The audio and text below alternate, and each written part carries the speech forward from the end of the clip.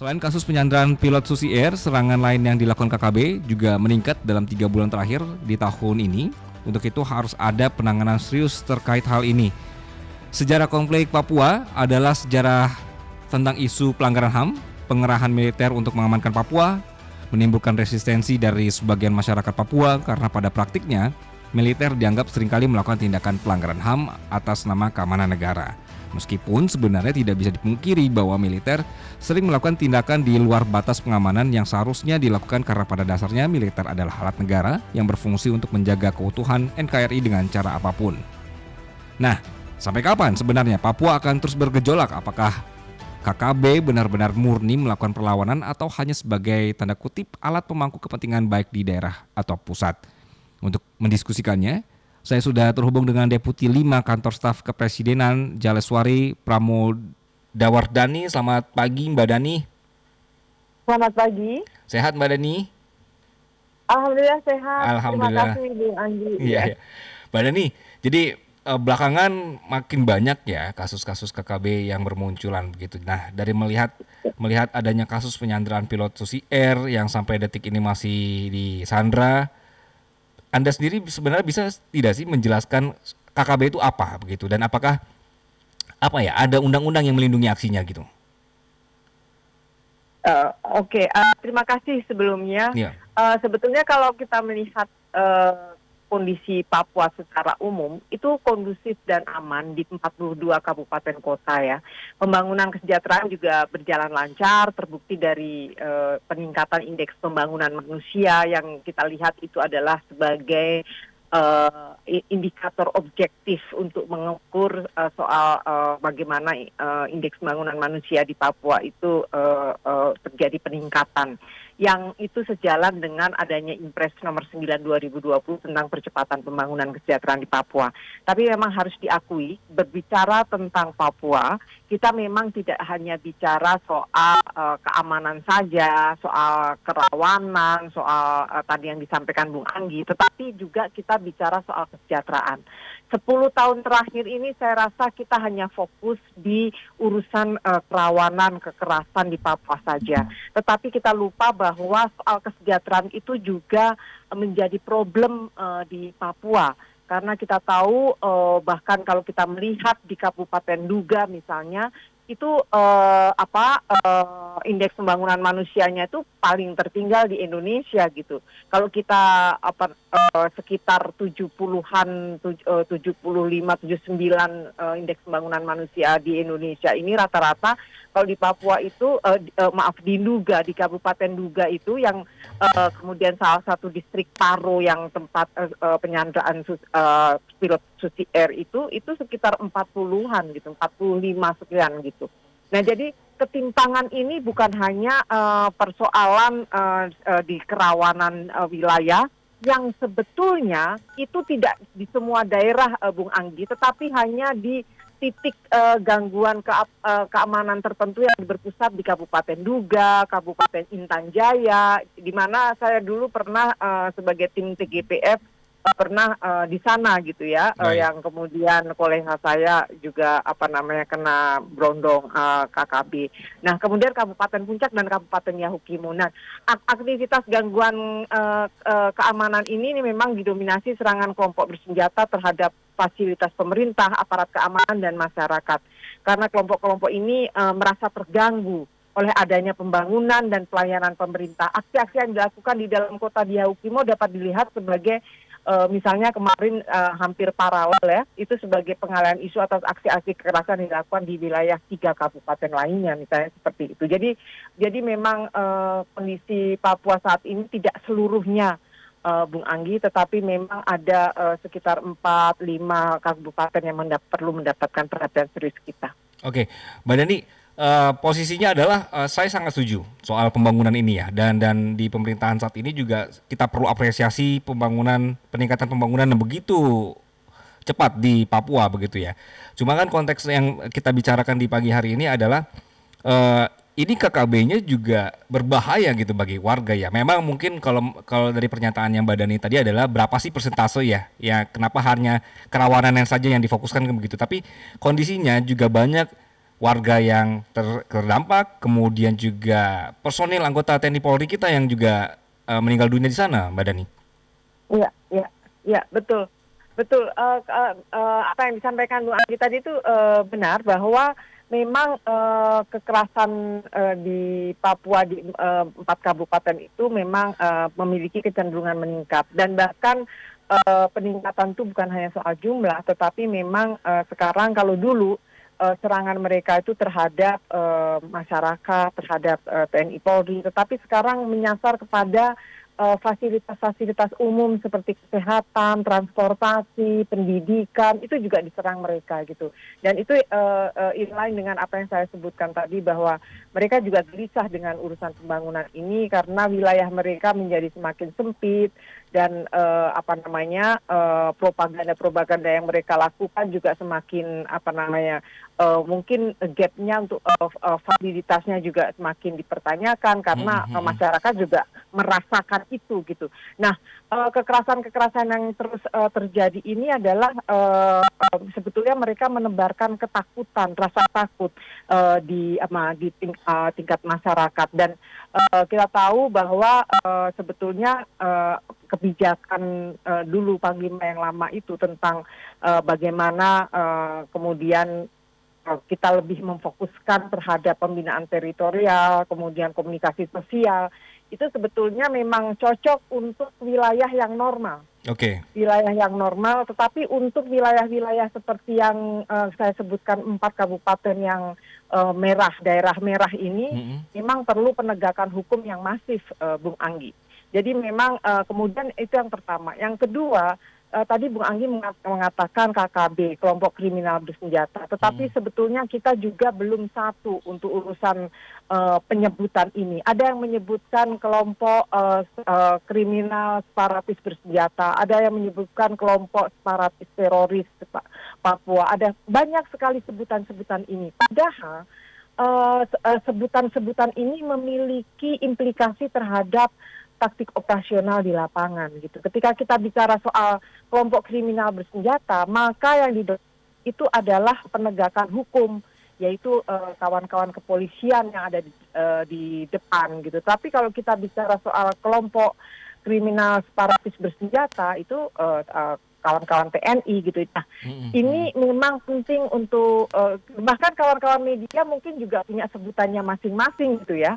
KKB, ada OPM, ada KSP, ada KSP, bahkan kelompok separatis Papua dan lain-lain.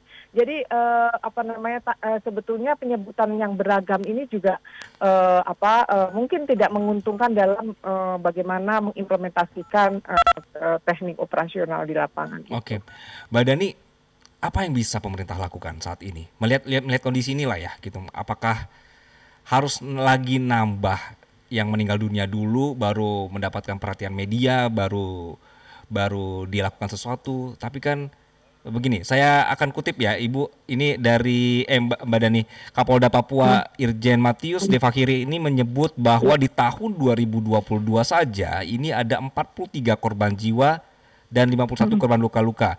TNI-nya ada 9 yang meninggal, Polri-nya ada 3, sipilnya ada 31. Ini kan, ini bukan sekedar hal yang hilang begitu saja kan ya Mbak Dani ya. Ini kan nyawa orang begitu ya, nyawa anggota kita juga begitu karena TNI dan Polri dan sipil begitu. Apa yang bisa dilakukan pemerintah? Saya rasa pemerintah sudah banyak melakukan hal-hal untuk bagaimana menekan angka kekerasan di Papua itu meningkat ya, Bung Anggi. Tetapi memang harus kita paham juga bahwa kondisi geografis di Papua itu kan unik. Oke. Di sana itu bukanlah seperti misalnya Jawa yang kondisi jalannya datar segala macam. Ini adalah pegunungan yang kebetulan 4 kabupaten ini kan semua daerah pegunungan ya. Dan itu kita melihat bahwa kawan-kawan TNI Polri ini memang harus adaptif dengan situasi geografis yang ada gitu. Hutan yang lebat, cuaca yang ekstrim, kemudian kondisi geografis yang sama sekali berbeda dengan wilayah-wilayah lain di Indonesia. Dan itu kelompok KKB ini sangat sangat terampil dan menguasai daerah-daerah seperti itu gitu. Sehingga ketika penegakan hukum dideploy di sana segala macam itu memang harus perlu adaptif terhadap situasi kondisi wilayah alam di sana itu, gitu ya Mbak Deni ya. Iya, alam di sana sangat ekstrim, cuaca ekstrim, Mbak, Bung Anggi. Jadi tapi selama ini kan memang ada operasi keamanan ketertiban di sana, terutama di 4 daerah ini ya. Dan memang kita juga melihat bahwa korban-korban juga meningkat karena mereka juga setiap misalkan ada korban TNI Polri yang tertembak segala macam, mereka juga melucuti senjatanya segala macam. Jadi memang di daerah itu memang bukan hanya sekedar dia adalah lokasi yang memang dikuasai mereka, tetapi memang mereka menguasai sekali dengan wilayah-wilayah yang ada. Mbak Deni, kita juga sudah terhubung dengan mantan Kepala BAIS TNI, Pak Soleman Beponto. Pak Soleman, selamat pagi menjelang siang, Pak. Selamat pagi. Pak, jadi upaya dari KKB ini kayak sepertinya berhasil untuk, saya memakai istilah Mbak Deni tadi, menyebar rasa takut begitu. Apa yang bisa kita lakukan melihat kondisi saat ini? Ya karena pemerintah kita kebingungan sendiri. Kan kita bilang dia hanya kriminal. Ini ibaratnya begini, Pak. Kalau yang datang nyamuk, kita semprot pakai baygon. Tapi kalau datang singa, ya kita harus siapkan senjata. Lah sekarang singa sudah datang, kita masih pakai baygon. Ya digigit satu persatu lah tentara itu. Lihat aja udah berapa banyak mati. Kan itu aja. Kondisinya pada saat ini kan tadi ada masalah wilayah yang juga sangat dikuasai oleh mereka gitu, Pak Soleman. Terus juga mereka yang juga terkadang bisa bisa menyaru dengan masyarakat sekitar, itu yang menyulitkan juga untuk ketika operasi untuk menangkap mereka begitu. Itu bagaimana, Pak Soleman? Ya itu dia, karena kita masih menganggap mereka kriminal bersenjata. Kalau kriminal bersenjata ya law enforcement. Seharusnya kalau mereka sudah menguasai wilayah, mereka bisa menyerang sewaktu-waktu, maka dirubah dulu namanya. Mereka itu adalah dissident armed forces atau kelompok pemberontak. Kalau sudah pemberontak, laksanakan operasi militer. Operasi militer loh ya, bukan penegakan hukum. Military operation dengan law enforcement itu beda jauh. Kita sekarang nggak jelas antara law enforcement sama military operation. LGBT. Ya kalau LGBT ya mati satu persatu lah itu anak. Itu. Pak Soleman, tapi kan kondisinya kan mengingat mungkin ada masa lalu yang sedikit kelam begitu ketika disebutkan kelompok pemberontak, maka operasi militer akan keterlaluan sehingga kegiatannya melewati batas-batas dan begitulah ketakutan-ketakutan seperti yang sudah lalu begitu, sehingga sekarang benar-benar harus hati-hati sekali untuk melaksanakan operasi militer. Jadi kan tidak semudah itu juga, Pak, untuk misalnya langsung memberangus semuanya begitu. Nah, kan wilayah tertentu, kan saya bilang tadi, di wilayah tertentu yang sudah dikuasai oleh mereka, itu saja yang dilaksanakan operasi militer. Tidak seluruh wilayah. Kan wilayah-wilayah terpilih. Dan itu harus dipublikasikan terlebih dahulu. Kalau kita publikasikan kelompok kriminal, ya kriminal law enforcement aja. Tidak bisa, tidak ada judulnya operasi militer terukur. Nggak ada, operasi militer ya operasi militer. Kill or to be kill, itu saja. Di wilayah tertentu. Sekarang pilihan. Kalau kita seperti sekarang nggak jelas, ya dilihat aja mati satu persatu itu tentara, kasihan mereka. Iya. Mbak Dani, usulannya Mbak Dani adalah penyebutannya saja sudah salah sehingga penanganannya juga salah begitu, Mbak Dani. Tadi sudah saya sebutkan juga, Bung Anggi. Ini kan sebenarnya agak dilematis, bahwa saat ini memang terkesan ada ketidakkonsistenan pada penyebutan atau penerapan terminologi terhadap kelompok bersenjata di Papua ini. Karena apa? Karena setiap penerapan terminologi itu memiliki implikasi kepada taktik operasional di lapangan. Misalnya tadi disebutkan Polri menggunakan terminologi kelompok kriminal bersenjata. Itu berarti mengedepankan aspek penegakan hukum pidana. Terus kemudian TNI menggunakan kelompok separatis teroris. Itu menyorot aspek perilaku teror dan separatisme. BIN menggunakan kelompok separatis teroris Papuanya lain lagi. Nah, dari seluruh kelompok yang diidentifikasi aparat keamanan, memang semua memiliki aspirasi yang sama, yaitu kemerdekaan Papua. Kita kita melihat juga sebetulnya ketika kita bicara bahwa ini pemberontak separatis, secara tidak langsung kita juga melegitimasi tujuan kemerdekaan yang diisukan oleh kelompok ini. Penyebutan kelompok penyandra penyebutan ini kemudian menghilangkan dukungan terhadap isu yang mereka gunakan ke depan jika pemerintah memilih penggunaan label kelompok separatis. Ini akan mempertegas pendekatan dalam penindakan dengan menggunakan TNI. Namun dilematisnya justru menguntungkan kelompok ini karena aspirasi kemerdekaan bisa masuk dalam narasi perjuangan mereka. Dan di sisi lain akan menaikkan wacana operasi militer di Papua dan isu HAM yang kemudian kita tahu bahwa itu menjadi sorotan dunia internasional. Sehingga sebetulnya apa yang disampaikan oleh Pak Ponto tadi maupun beberapa diskusi-diskusi di beberapa forum tentang terminologi ini juga menjadi perbincangan kami di pemerintahan. Dan terakhir adalah ketika Presiden ke Papua, memang ini kemudian menjadi sorotan agar kita lebih fix lagi bagaimana penggunaan terminologi ini tidak masing-masing institusi itu menggunakan secara berbeda-beda, tetapi itu harus diturunkan dalam sebuah taktik operasional yang clear gitu. Oke, kompleks sekali ya Mbak Dani ya. Kalau misalnya salah sebut, salah langkah pun itu jadi masalah baru juga begitu jadinya. Itu pertimbangan dari pemerintah ya. Nggak usah soal itu Bung Anggi. Beberapa hari yang lalu kalau tidak salah Panglima mengatakan pengiriman 900 TNI untuk melakukan keamanan perbatasan, menjaga keamanan perbatasan. Itu kan sudah bereaksi kawan-kawan masyarakat sipil bahwa ini operasi militer, itu terus seperti itu. Apalagi kemudian media-media juga menggoreng dan kemudian mendapatkan sorotan internasional itu gitu. Oke, betul.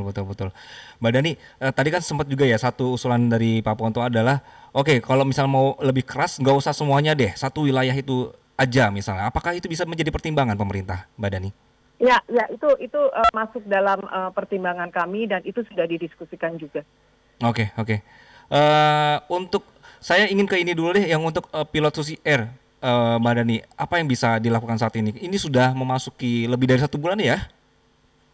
50 hari ya. Apa yang bisa dilakukan pemerintah? Mungkin secara kalau kita lihat dari media ini berita kan terkesan landai ya, tapi sebetulnya pemerintah terus berupaya untuk pembebasan itu. Saat ini yang dikedepankan memang lebih cara-cara persuasif, lebih soft power segala macam, dan misalnya kita meminta tokoh-tokoh masyarakat lokal, Bupati Nduga, tokoh gereja, tokoh agama segala macam itu untuk mencoba berdialog dengan para penyandra ini. Dan ini memang ada batas waktunya juga karena kita tahu bahwa kondisi kalau kita melihat berita-berita di media itu juga sudah disoroti tentang bagaimana kondisi kesehatan yang menurun dan lain-lain. Kita sangat paham, kita berkejaran dengan waktu. Selain itu kami juga melakukan komunikasi intensif dengan pemerintahan New Zealand gitu ya terkait ini terus dan mereka memahami bahwa ini memang tidak mudah. Nah, tetapi di satu sisi kita juga memahami bahwa semakin lama pembebasan ini juga kita juga bisa diberikan stempel bahwa kita tidak mampu. Tetapi kami di pemerintah sudah sudah menentukan batas itu kapan, yang tidak mungkin saya sampaikan di sini. Oke. Pak Soleman sudah bisa kembali. Bisa, Pak, bisa. Tadi penjelasannya adalah harus hati-hati juga dari pemerintah. Nggak bisa itu main langsung dihajar begitu, Pak Soleman, karena ada dimensi nanti kena lagi soal HAM gitu, kena lagi soal bagaimana caranya supaya nanti mereka dapat panggung lebih gede si kelompok ini, Pak ya. Itu sangat hati-hati sekali diambil pemerintah, Pak Soleman. Lah, justru itu kan saya bilang tadi, harus diumumkan dulu bahwa mereka adalah pemberontak. Itu di dalam hukum humaniter diatur, dihormati. Itu namanya konflik bersenjata internal. Internal konflik. Internal konflik sah-sah saja sepanjang mereka itu adalah pemberontak. Tapi kalau mereka itu sekedar kriminal lalu diturunkan TNI, itu yang konyol. Yang lebih konyol lagi, sebentar Pak, yang konyol lagi, yang menyelesaikan masalah ini TNI, Polri, atau BIM. Yang menyelesaikan kan pemerintah. Kalau pemerintah menyelesaikan, ya pemerintah yang tetapkan. Ini kelompok bersenjata, atau ini kelompok pemberontak. Masa yang menentukan TNI, Polri, atau BIM yang menentukan? Ya nggak begitu dong. Kan itu. Jadi seakan-akan tidak ada pemerintah di sana. Yang ada TNI, Polri, BIM, dan sendiri-sendiri. Akibatnya apa? Bingung sendiri. Namanya apa? Kebingungan. Satu bilang separatis bersenjata, satu bilang kriminal, satu bilang teroris. Padahal kalau kita berbicara teroris, kita berbicara kriminal, semuanya itu law enforcement judulnya. Sudah law enforcement judulnya, kita kirim militer yang tugasnya jelas mengatasi pemberontakan bersenjata. Itu undang-undang. Lalu kita paksakan tentara harus melaksanakan law enforcement. Inilah pelanggaran HAM yang kita lakukan. Itu. Jadi kalau tidak jelas, ya justru kita sedang melakukan pelanggaran HAM sekarang. Dengan mengirim tentara semakin banyak ke sana. Tentara kebingungan. Tentara itu desainnya itu di sana musuhmu ada di depan sana. Bukan mencari, sekarang dia suruh mencari. Ya konyol, kan itu. Mbak Dhani ada tanggapan Mbak Dhani? Jadi namanya dulu deh ditetapkan bersama-sama oleh pemerintah, bukan dari TNI Polri-nya. Pemerintah, bukan TNI, bukan Polri. Iya, Mbak Dhani ada tanggapan? Pastilah itu, mungkin TNI Polri. Justru rapat terakhir itu kita memang sudah mendiskusikan itu, bukan hanya sekedar mendiskusikan, tetapi kita juga sudah mempertimbangkan plus minusnya, kira-kira terminologi apa yang akan kita buat, karena menghadapi Papua ini sangat tidak mudah gitu loh. Bahkan hal benar pun di Papua itu bisa disoroti dengan disorot internasional maupun kelompok-kelompok HAM di nasional, itu juga dengan pandangan yang berbeda gitu. Kita tahu bahwa sebetulnya kalau kita melihat media internasional tidak pernah mereka menyebut seperti yang kita menyebutkan seperti kelompok kriminal bersenjata. Mereka menyebutkan kelompok rebel, pemberontak. Bahkan sebetulnya kan penyebutan itu di awalnya jauh sebelum ini sudah ada, itu kelompok kriminal bersenjata itu kan untuk merecehkan mereka, bahwa ini mereka tuh kriminal biasa, tetapi mereka kan berusaha untuk bahwa enggak, ini kita ini adalah kelompok separatis yang ingin merdeka, yang sebetulnya di PBB itu kelompok separatis itu juga dimasukkan dalam ini. Jadi sebetulnya kita itu tujuan awalnya dulu, saya pikir dulu itu untuk merecehkan gerakan ini,